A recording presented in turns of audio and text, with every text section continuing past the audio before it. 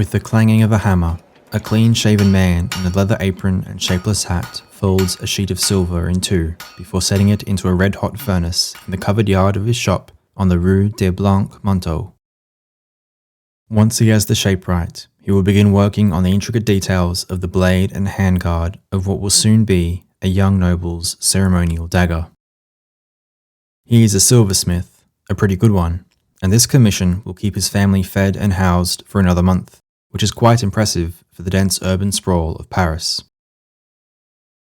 The year is 1258, and in France there is peace and prosperity. The on-and-off conflict with the Plantagenets of England, Normandy and Aquitaine is over, bringing the Kingdom of France together again for the first time in centuries. The Mongols may be breathing down the collective neck of Europe, but they are far away in distant Eastern Europe. As a result of the talented rule of King Louis IX, who has distinguished himself as the most effective ruler of medieval France and will be made a saint following his death, the city of Paris is at the heart of a new era of grand architecture, wealth, military power, piety, and justice. I'm Matthew Ryan, Aussie author of the historical fiction novels of Till Time, and your host and guide. Get ready to delve into a world of soaring cathedrals and bustling markets as we embark on a tour of medieval Paris on There's a Time and a Place for That, Episode 5, The Isle of Cows, Part 1.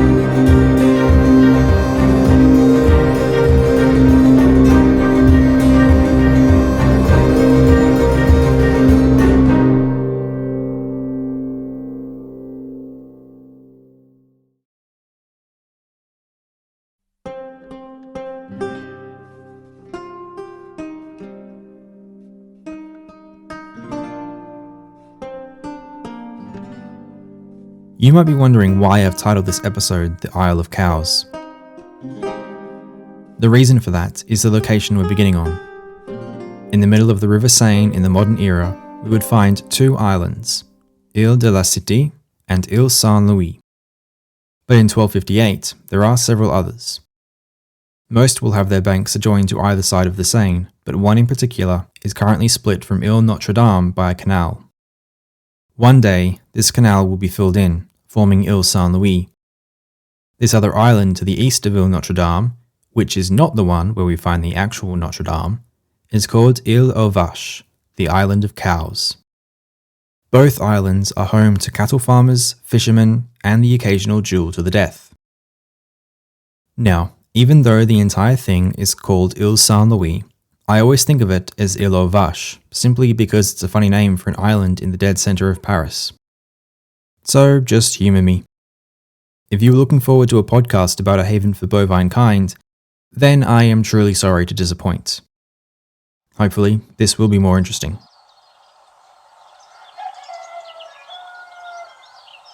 Here on this island, we are in something of a haven amongst the dense city of Paris.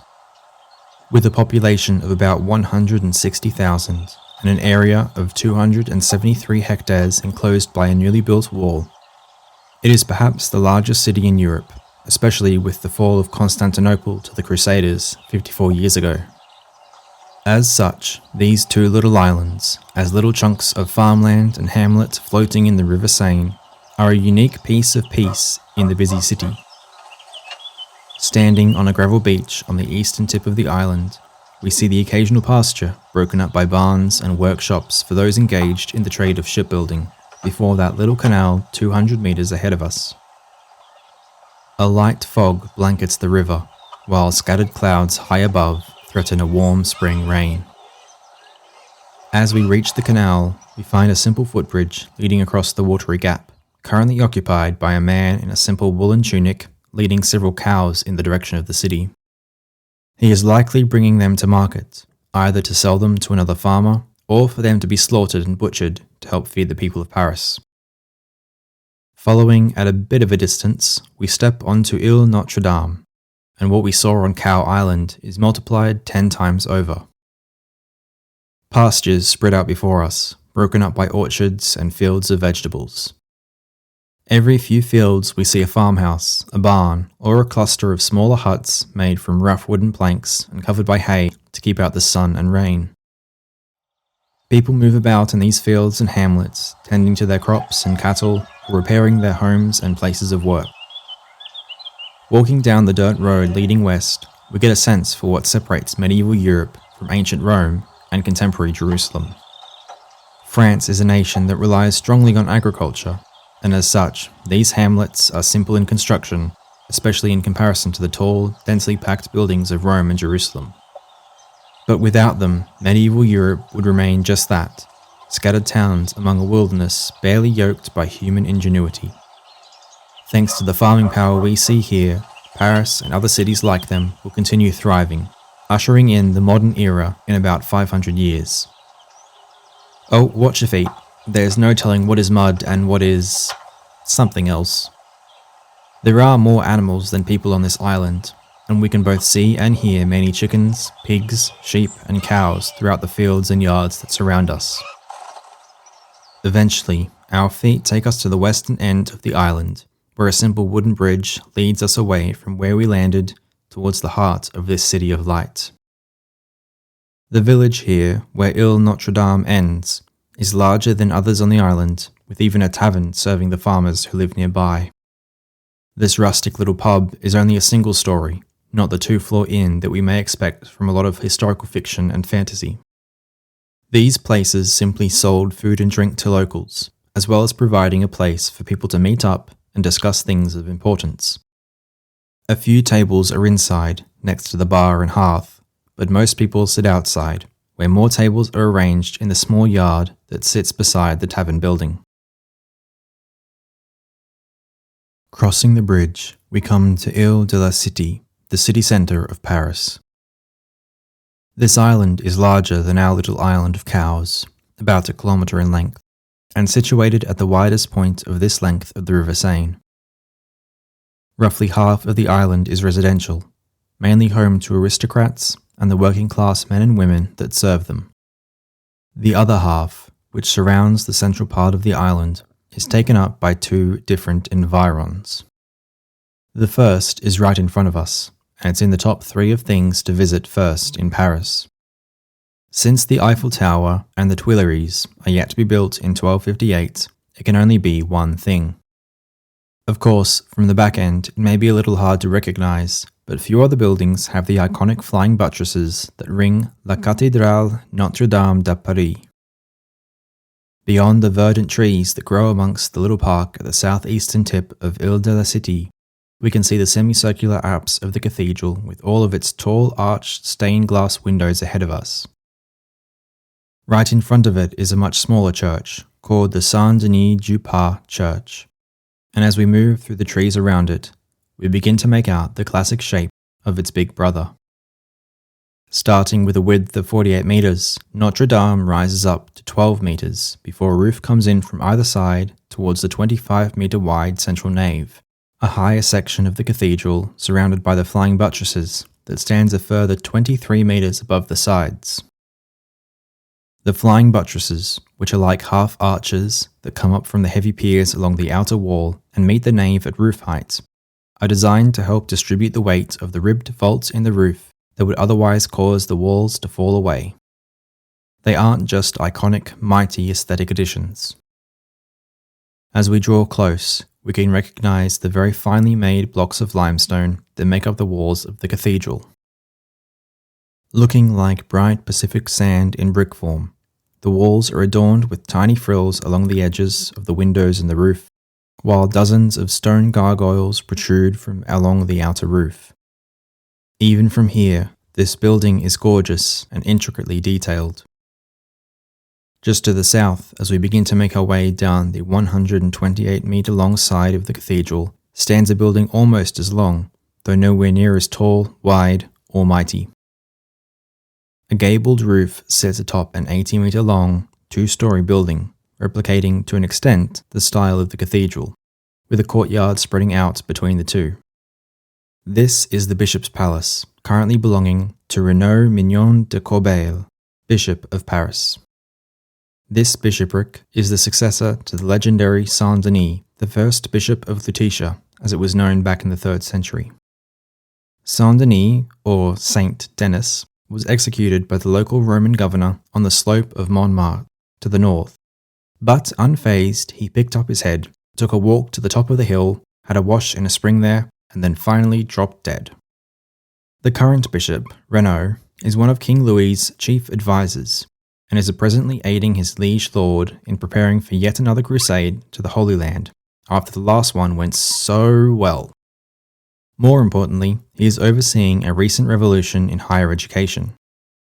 On the far side of the cathedral, to the north, the school of Notre Dame has transformed from a basic high school into a proper college, teaching subjects such as grammar, rhetoric, maths, astronomy, and music. Popes, kings, bishops, and professors had their training there, and this scholastic movement will have a huge effect on the future of Europe. The Church of Paris is leading the way towards the Renaissance that will arrive in only a couple of centuries. We move past the bishop's house, along the southern face where new construction is ongoing on the southern transept of the cathedral.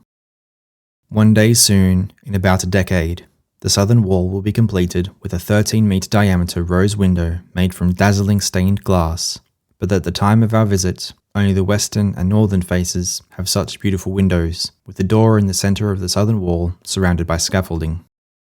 As we walk, the regular arched windows, which are nonetheless 4 metres in height, sprout rainbows from the light of the morning sun onto the ground beneath our feet. We reach the western end of the cathedral, where the narrow street opens out into the Parvis of Notre Dame, the square that fronts this incredible monument. Here we find the entrance to Notre Dame, allowing us to walk on into this scarcely 100-year-old cathedral. High above us rise 2 towers, both 69 metres high, built square, with tall narrow windows. Beyond them, out of sight from street level, is the spire. This wooden spire is not as impressive as the modern one that fell during the fire of 2019, but it still peaks at 78 metres above the ground below, and is decorated with frills and mini spires. Between the 2 towers, on the facade of the cathedral, is the earliest built window in the building. At 9.6 metres wide, it is made from 2 concentric rings of medallions, 12 on the inner ring, 24 on the outer, all made from stained glass. In an impossible amount of detail, the window shows images of biblical events, each glass mosaic scene no more than a metre wide, coloured in red, yellow, and vivid blue. Each piece of this glasswork is perfectly made to fit together. Little wonder that the pieces that will one day adorn the southern window were being made during the time of our previous tour, 66 years ago. The amount of care and work being put into these would require years of effort. Directly below this window and the gallery of statues representing the 28 kings of Judah are the 3 massive arched portals offering entrance into the cathedral. These archways peak at about 17 metres and are set into the facade with a slanted face called a tympanum that takes up 3 metres of the height. Each tympanum is made of 7 layers, each carved into reliefs showing biblical scenes and saintly figures. Known as the Poor People's Book for its ability to tell stories to those unable to read, they show the lives of important saints on the right, the life of the Virgin Mary on the left, and in the centre, the prophecy of the Last Judgment, with other little sculptures thrown in for variety. Here we can see God and Jesus presiding over the Archangel Michael and Satan as they weigh the souls of the dead, leading them away to either the celestial court of heaven or to eternal damnation in hell. Adam and Eve, along with the headless Saint Denis, Saint Genevieve, and John the Baptist, can be found on Mary's tympanum, along with her own miracle conception of Jesus and her eventual death, ascension, and coronation as Queen of Heaven. And on the right, her mother, Saint Anne, with her daughter and grandson during Christ's childhood, the Saints Marcel, Peter, and Paul, alongside the Queen of Sheba, King David, and King Solomon. In our modern time, these statues are plain stone, but currently, in 1258, they are painted in vivid colours and gilded wherever possible, making them glimmer and wink at us from atop the 7-metre doors they guard. These double doors are made from mahogany, covered in flowery, scrolling patterns of wrought iron that depict dragons, bears, lions, and various birds. Legend states that the smith responsible for the ironwork, a man named Biscornet created the art in such a short amount of time that people began speculating he had sold his soul to the devil in exchange for his skills, or that he was the devil. These rumours were not helped by his name, which means two-horned one, nor the fact that he mysteriously died shortly after the project's completion. However, perhaps a kernel of truth can always be found in these urban legends. Modern metalworkers are at a loss as to how 13th century smiths would have managed to create such fine detail with the tools and techniques available to them, making it that little more possible that something supernatural was involved. We walk in through the central doors of the cathedral, entering a space as ethereal as anything Rome or Jerusalem ever offered us. With stained glass windows running the length of the building, both at ground level and higher up the walls at clerestory level, along with huge circular rainbow rose windows on the western and northern sides, the air inside seems to glow with heavenly light. The ceiling above us reaches a height of about 30 meters, and along the length of the church, this ceiling is made of ribbed vaults, an architectural design that has 6 curved beams meeting in the center, repeating over and over in a series of asterisks that run down the nave. These ribbed vaults take the weight of the roof and push it outwards, rather than down, which means that the walls can be thinner as they don't actually support the roof. This purpose is fulfilled by the buttresses outside. Between each rib, the ceiling curves upwards like a sail caught in a wind from below, but held in place by the cross-shaped yard arms. Against the upper wall, known as the clerestory, and between the points where each rib connects with said wall, large arched windows allow extra light in. Beneath these 4-meter high windows sits a row of oculi, 5-meter wide round windows through which the upper buttresses can be spotted.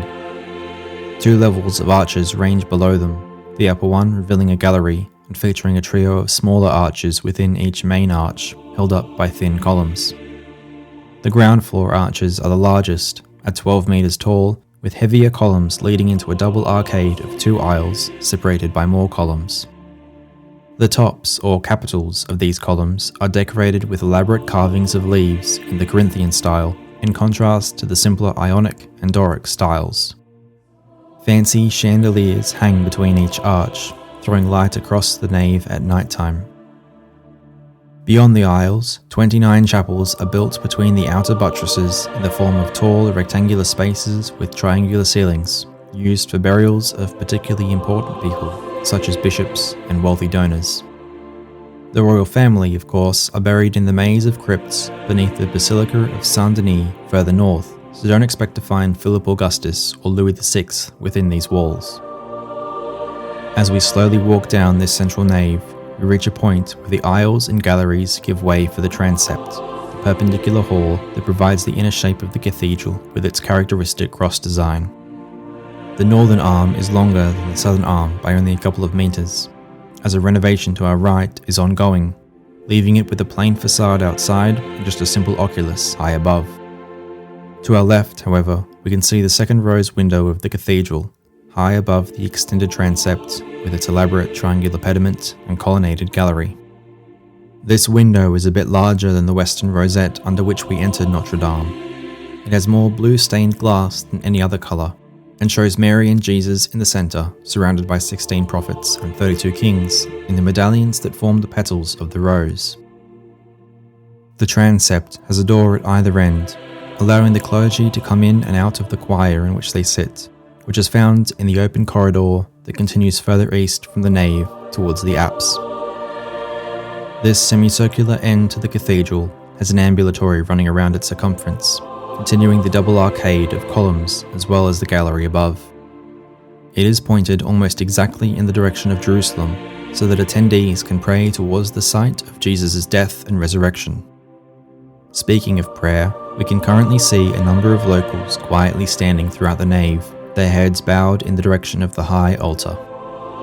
At this time, pews for the congregation are not common, leaving them to stand and walk around during sermons. The high altar itself is an ornate affair of limestone atop a raised dais, with miniature Corinthian columns around its sides, and candles stuck in puddles of molten wax on top. Another altar, this one marble and more detailed in its carvings, can be found at the far end of the choir. Surrounding the first altar, recessed into the floor beneath our feet, are a number of sarcophagi. Do not worry, we are not being disrespectful by standing on them. They are the final resting places of Parisian bishops, and it is considered humbling to be buried where the living may tread upon you while worshipping God. We can read the name of a prominent one, Odon de Sully, a previous bishop of Paris, whose predecessor Maurice de Sully, no relation, began construction of Notre Dame back in 1163.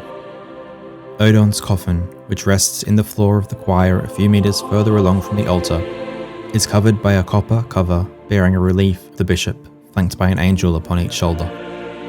Other coffins found in the choir include those of Geoffrey of Brittany, the uncle of England's King Henry III and once best bud of Francis Philip Augustus, and the one French queen buried here beneath an elegant effigy, Isabella of Hainault, a popular and remarkably tall woman who died at the age of 19, having descent from the famed Carolingians and being the grandmother of the current king. There are numerous others buried in the wood-panelled floor, but none so famous as these three.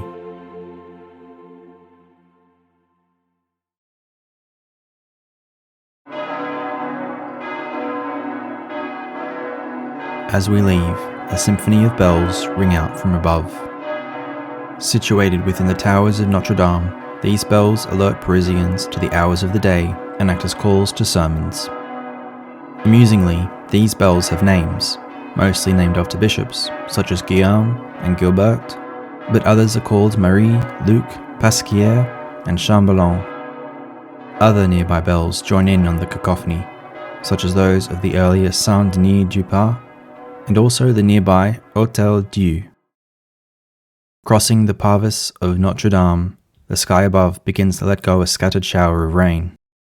Here in Northern Europe, the weather is a lot more temperamental than our previous destinations close to the Mediterranean coast. Across from the cathedral's entrance is a general store, but to the south, across the street from this merchant's abode, is the Hôtel Dieu. Note that I am not saying hotel, as this is not some 3-star accommodation for tourists. It is, at best, 1 star. But no, we are standing at the entrance to the world's oldest continuously operating hospital. Founded potentially as far back as 651 during the time of the Merovingians, and definitely earlier than 829 when Louis of the Carolingians ruled, the Hôtel Dieu serves as a place of healing for the sick, injured, or pregnant, as well as a haven for pilgrims and impoverished travellers in need of food and shelter. However, don't expect this to be like modern hospitals, or modern hostels. Conditions here would make any doctor or nurse seek out a new career, with patients more likely to die from an illness contracted within the hospital wards than from whatever they had when they came in. Beds are overcrowded, and surgeries are performed in the wards, with other patients watching on in horror as the injured have body parts cut open or cut off without any anesthetic other than wine to dull the pain. Medieval medicine, my friends. The hospital has recently been rebuilt in the modern style by Maurice de Sully. By the 21st century, it will have been renovated many more times and significantly improved to the point where people are not simply dying from a case of measles contracted inside the hospital. So if you're in need of medical attention in modern Paris, don't worry, it's perfectly safe to go there. But here in 1258, we should probably stay outside, lest our tour ends within the walls of Hôtel Dieu. Continuing on down the street to the west, we reach Le Petit Pont, the little bridge that crosses the Seine to the left bank at the midway point of Ile de la Cité. The streets here are unsurprisingly crowded, with barely enough room to drive a cart down these uneven, roughly cobbled avenues. The buildings on either side are plastered brick and timber, built like townhouses, with the neighbours pressed firmly against their sides. Each building rises 3 or 4 stories, all the better to maximise living space per square metre of ground space. The people we pass, all busily heading to their jobs or off to church or the market, are dressed nicely, if simply. Tunics, either knee-length or ankle-length, are the norm, belted at the waist and covered by well-made mantles, cloaks, jerkins, or surcoats, with tight pants known as hose covering the legs down to the ankles of boots or shapeless shoes, all depending on wealth and status. For those rich enough to afford fancier cloth, their vibrantly dyed outer clothes have hems, collars, and cuffs embroidered or decorated with silk, satin, or fur. The women typically have their hair buried under wimples or headdresses, while the men sometimes cover up with hoods and hats, including berets with those cute little tabs attached to the top. Honestly, they couldn't get more French. More often, though, they keep it exposed, showing off a fashionable haircut that wouldn't look out of place in the 1980s. Bowl cuts have been around longer than we'd like to think. Their beards are also well trimmed, if allowed to grow at all. Many wear daggers or short swords on their hips, since crime is naturally rampant in a dense city such as this, though it is unlikely any of them have wielded them in actual combat. But carrying fine weaponry is a point of pride for those bourgeoisie that make up about 15% of Paris's population, below the nobles and clerics, yet above the artisans and labourers. Such people account for over 80% of the city's tax revenue, since they are the ones owning property and running businesses. We cross over the Petit Pont, a bridge that has been swept away by floods, burnt down, or otherwise destroyed at least 11 times before this one was built for the first time ever in stone. Who would have thought that stone would be more resilient to flooding than wood? I guess not the Seine, because the damn river is going to destroy it another 6 times, including 4 in the span of a decade, with a 7th collapse occurring after a woman with a torch on a boat collides with a barge full of hay. At some point, you just have to wonder if bridge building is really what you're good at. But as we step off this doomed stone bridge, we now stand on the left bank of Paris, in particular in La Bièvre, named for the tiny river that flows into the Seine just upriver. This district, located in the 5th arrondissement in modern times, is perhaps the poorest area of the city. Unsurprisingly, it is also one of the most industrial, and likely the smelliest. But it is nonetheless a crucial piece of Paris, for a number of reasons. As we walk along the Rue de la Boucherie, the closest street to the riverside docks used by fishermen, we can see a marked change in the architecture surrounding us.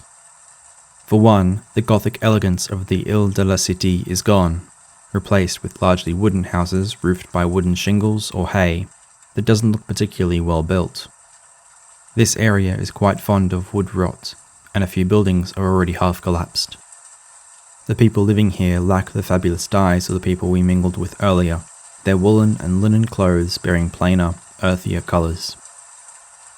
Medieval industry isn't quite what it was in the 17 and 1800s, and we find no smoke-belching factories here.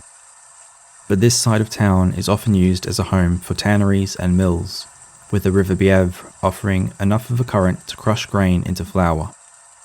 Now, some of you may not be familiar with the process of tanning hides into leather during the Middle Ages. I'll spare you the details, but just know that it requires large amounts of urine. Coupled with the byproducts released by dye makers into the river, it produces a very noticeable odour that spreads from the sickeningly brown river.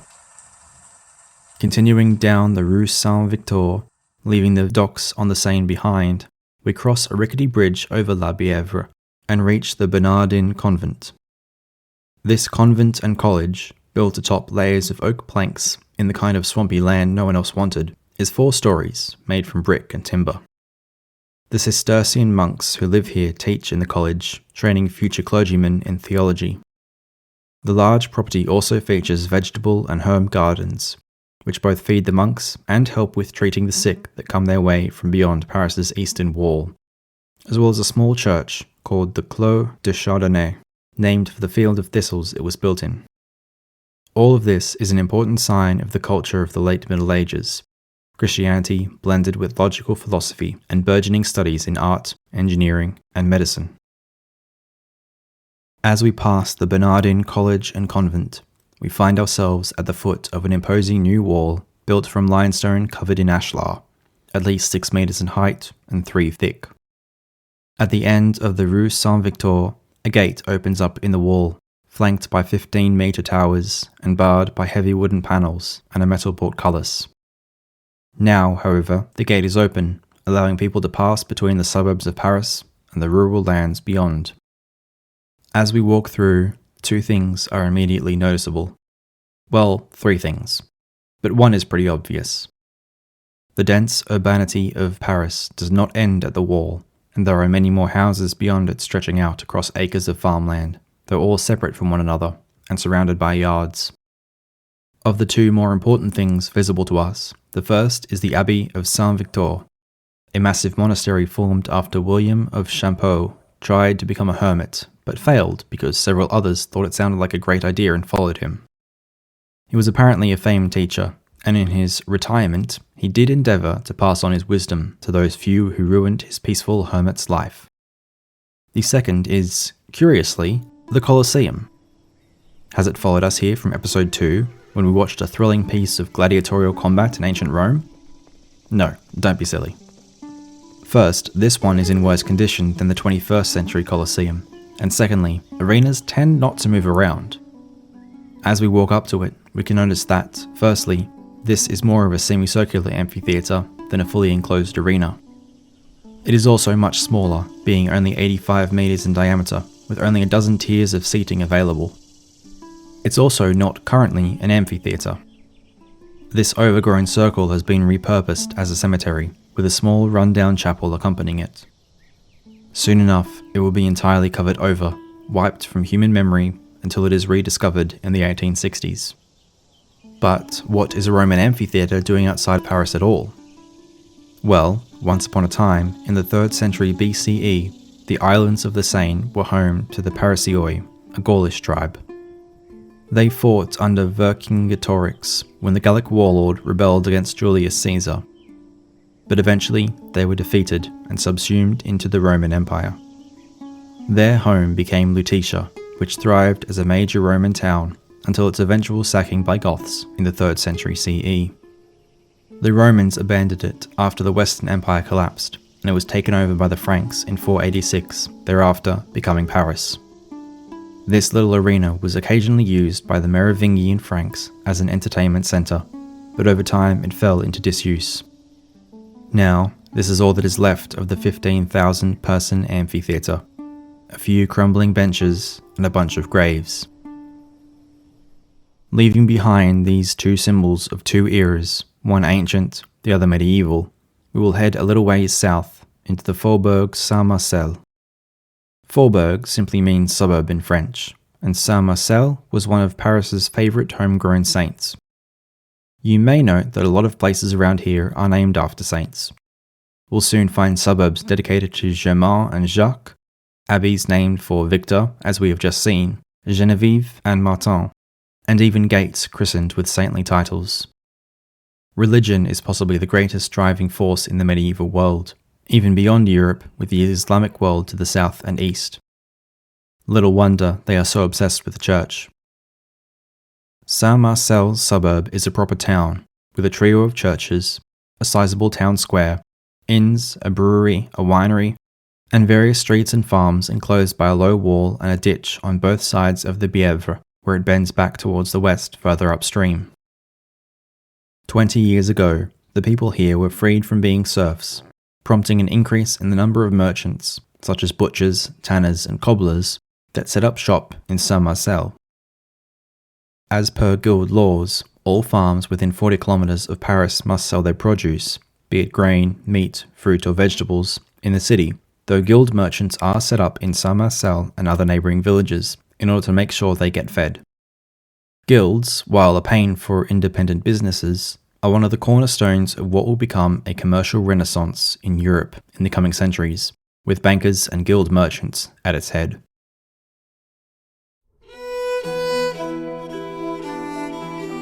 Northwest of Saint-Marcel, we return to the wall built 45 years ago by Philip Augustus, in particular the corner bearing the Porte Bordet, the gate leading directly to the Abbey of Saint Genevieve. As the only female Parisian saint, Genevieve lived a pious life in the 5th century, saved the city from the Huns through prayer, and essentially converted the first Frankish warlords, Merovec, Childeric, and Clovis, with the power of her faith.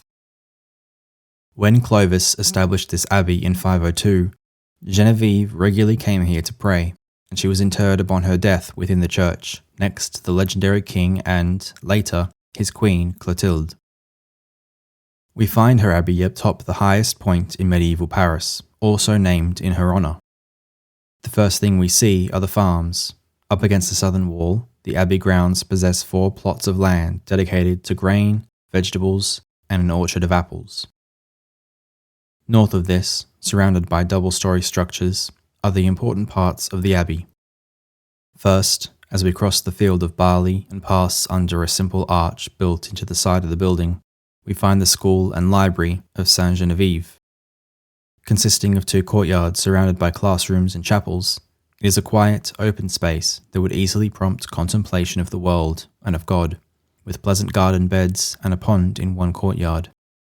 The library, housed on the northern side of this courtyard, is perhaps the largest in Paris. One side of the ground floor is a scriptorium, dedicated to the writing of texts and the illumination of, in particular, the Bible, adding colourful images and gilded letters by hand to an exceptionally long book.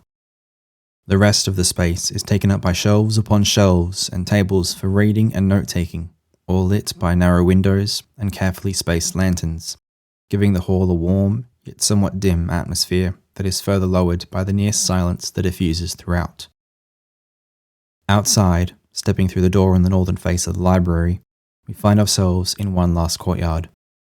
Here we find the shrine to Saint Genevieve, a beautiful life-sized gilded statue of a woman wearing a veil, her hands clasped in prayer, her eyes downturned, despite the contented smile on her face. It stands in the centre of the courtyard, which has 4 carefully maintained lawns divided by paths leading to the dormitories and dining rooms of the monks, nuns, and ranking priests who make their home here. Eventually, during the French Revolution and centuries to come, the statue will have its gold removed and melted down to make coins, while her relics will be burnt by the anti-Christian doctrine of the Jacobins.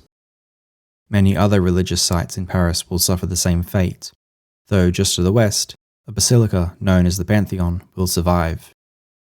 Based on the design of the Pantheon of Rome, it will be used as a mausoleum for the glorious heroes of the Revolution, and still stands there today. In the 13th century, however, no such monument exists yet.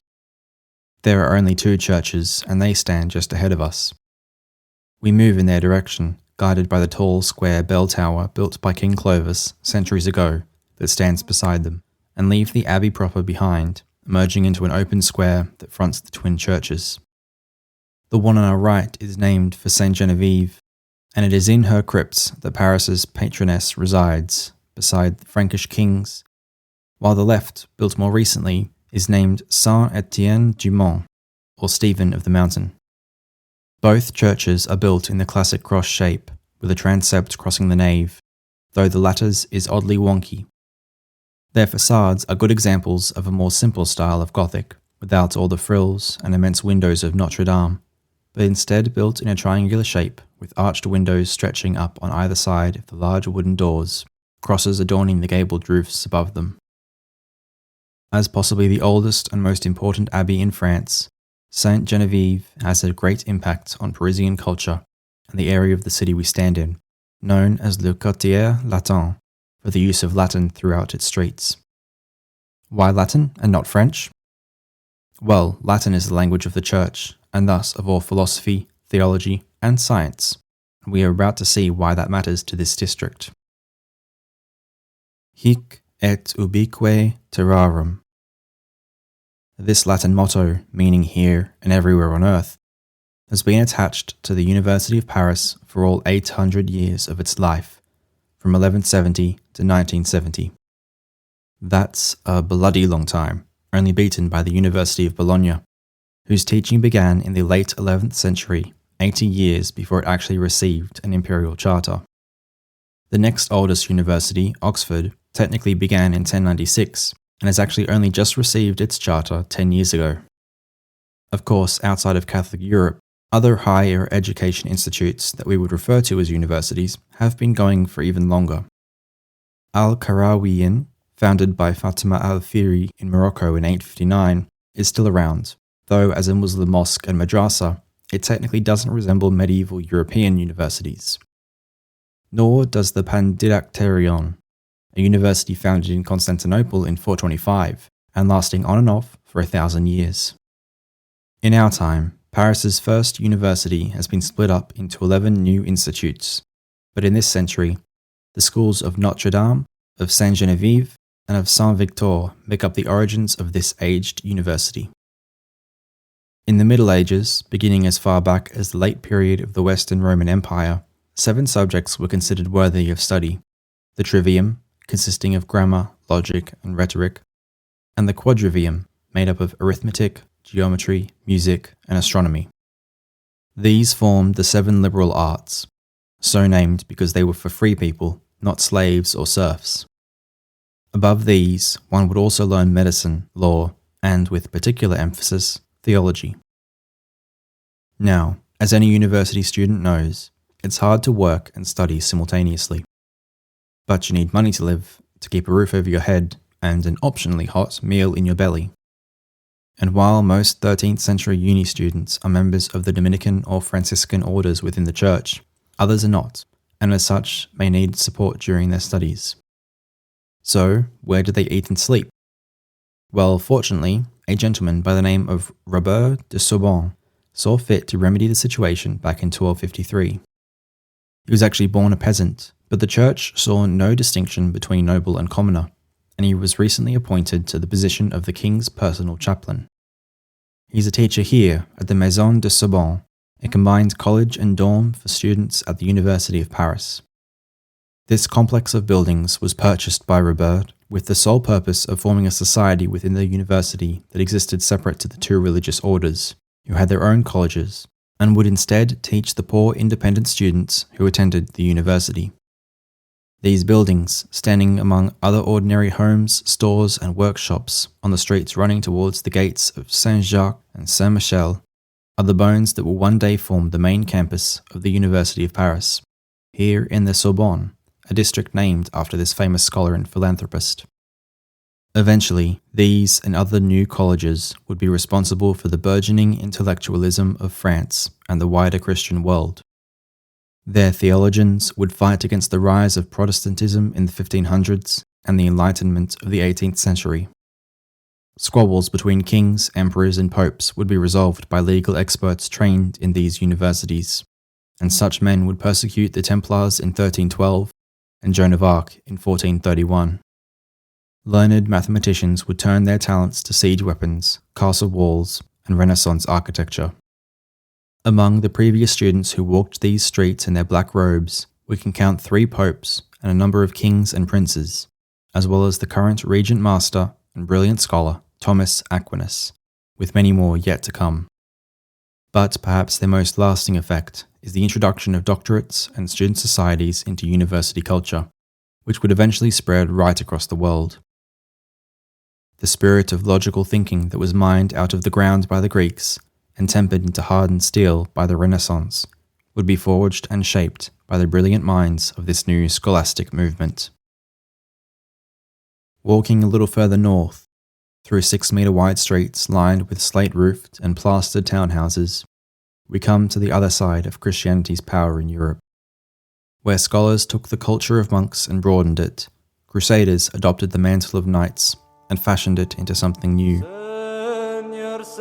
We saw the foundations of this particular order in episode 3, and now we find the legacy of the Hospitallers here in Paris. Most of their order remain in Acre and Cyprus, but their knights have adopted the way of the cross all over the Western world, and just across the street from the Sorbonne we find their French headquarters. The Hospitallers' commandery, known as the Priory of Saint John Lateran, is a varied complex of buildings, including a church dedicated to John the Baptist, a cemetery, a cloister, a series of houses for the knights to stay in, a triangular roofed square tower, and a large house for the commander to live in, complete with its own gardens and courtyards. All of this is surrounded by ordinary Parisian buildings, since the Hospitallers cannot afford the entire block. Ever since their losses in the Holy Land, crusading orders have been forced to turn elsewhere to fund their enterprises, with only a modicum of success. The Templars have turned to banking, while the Teutonic Knights have set out to the Baltic states to wage a holy war against the pagans living in Prussia, Lithuania, Latvia, and Estonia, and the Hospitallers are somewhat falling behind.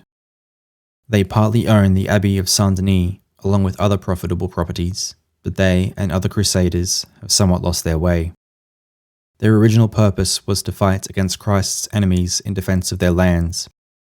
Now they are seeking out fights with pagans in the Baltic, aiding Castile in taking all of Spain from the Muslims in Granada, and hunting down Christians who have diverged from Catholicism and threatened the Pope's absolute power. But those knights and men-at-arms we see at work here in this commandery are still dedicated to their cause. While their faith is strong, so is the hope for Christendom's survival.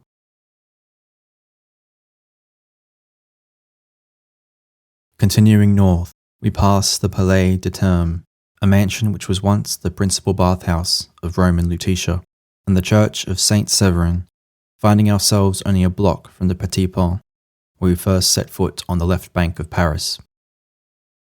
Now, rather than heading back across towards the right bank, we turn left, heading down the Rue Saint-Germain in the direction of the far wall of the city. Beyond it is another neighbourhood, this one practically ancient.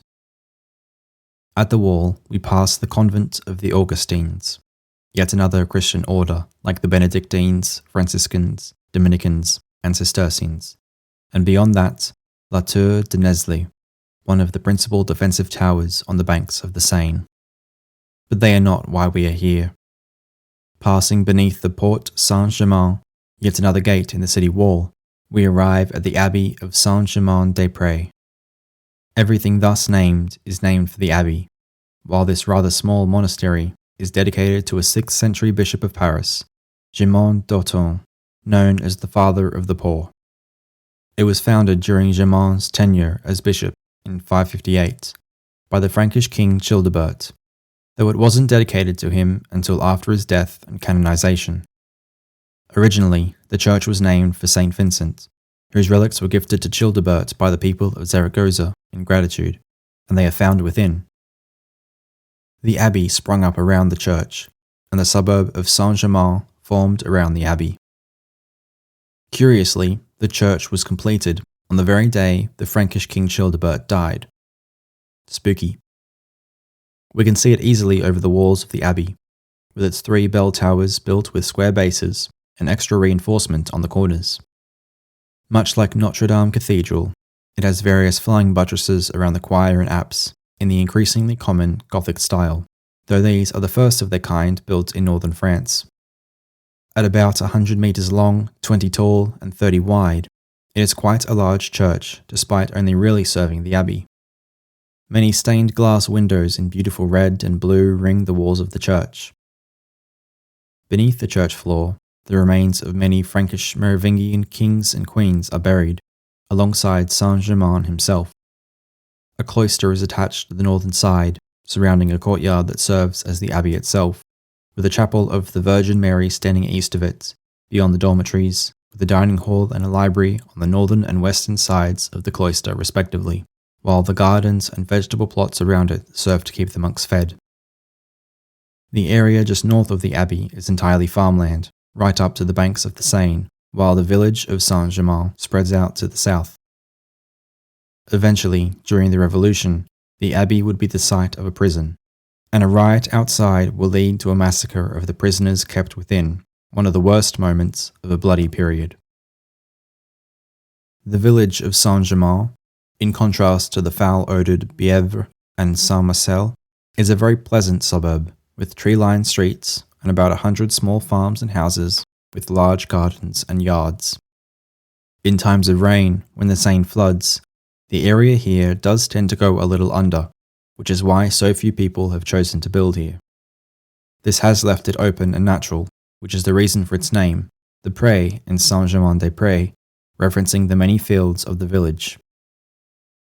As we walk south, delving into the broad dirt streets of the village, we come across a small timber platform with an odd frame built on top of it. The 3 holes in the raised plank of wood are currently occupied by the neck and arms of a young man, probably in his mid-20s, whose face and loose linen shirt are smeared with vegetable matter. He has been locked up in the pillory here for robbing a poor family's vegetable plot. Far from being an era in which grisly executions are the normal punishment for crimes, most thieves here and now are subjected to humiliation, prison time, or maybe, in extreme circumstances, mutilation of the hands. You can't steal if you have no fingers, I suppose. But, worst of all, this young thief is currently missing out on the most exciting time of year. Fortunately for us, we aren't stuck in the pillory, and the many noises just south of us draw us forth. Continuing down the street, following the sounds of laughter, conversation, and general merriment, we arrive in a wide square with the Church of St. Sulpice at the far end. The square we stand in is about as large as the actual buildings of the abbey we just left, perhaps even larger, with a width of nearly 150 metres. Patches of soft grass spread amongst packed dirt all over, which fortunately hasn't turned to mud with the recent rain this morning. The smell of roasting meat and fresh ale flow across the square, mingling with sweeter scents of fruits and honey.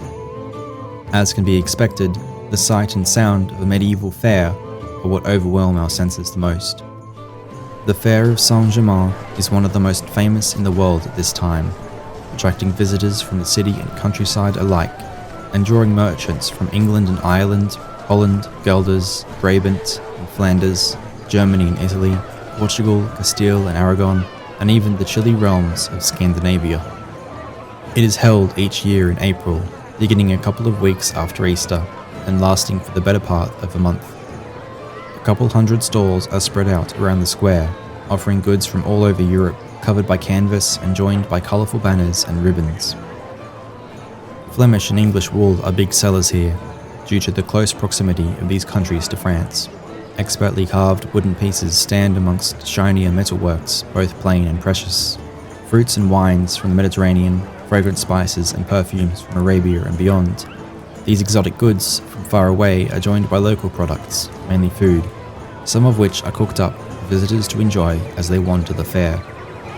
Refreshments, mainly the thick liquid bread that is medieval ale, is available for those with a thirst, children as well as adults, since the alcohol content is well below 5%. The man we saw crossing the bridge from Île-aux-Vaches is here, his cattle up for sale alongside dozens of other cows, goats, sheep and pigs. Mingling amongst these stalls are various forms of entertainment. Poets and singers perform to crowds, accompanied by troubadours and musicians, while jugglers and acrobats dart back and forth, with dexterity and skill on full display.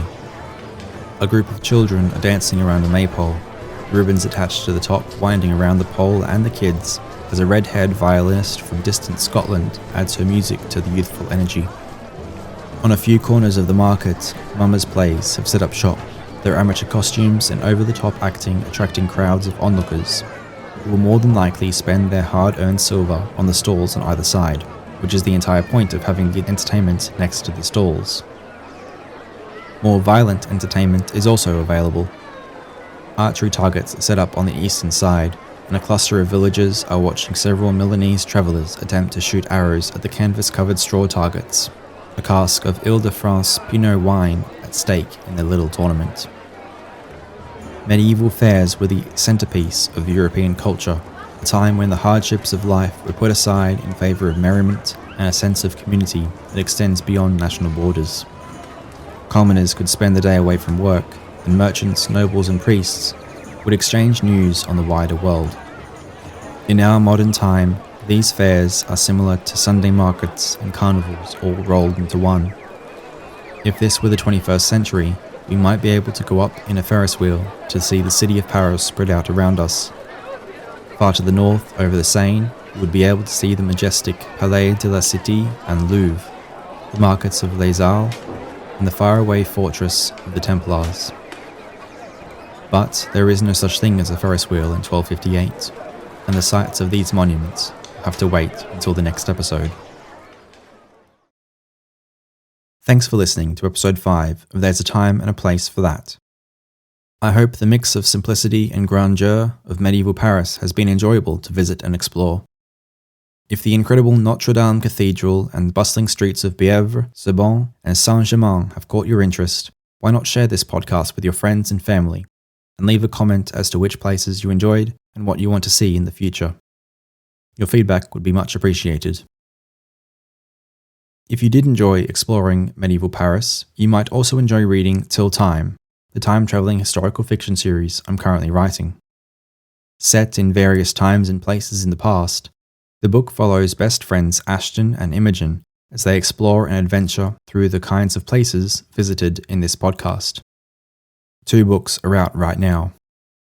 The Sultan's Siege, the first book that introduces their time-traveling powers, visits Crusade-era Jordan, where our heroes are caught between the Crusaders and Ayyubids as they fight to get back home. The Frankish Fille has them join forces with the royal assassin as they fight against spies and Frankish kings, delving into a version of Paris separated by 4 centuries from what we are witnessing today.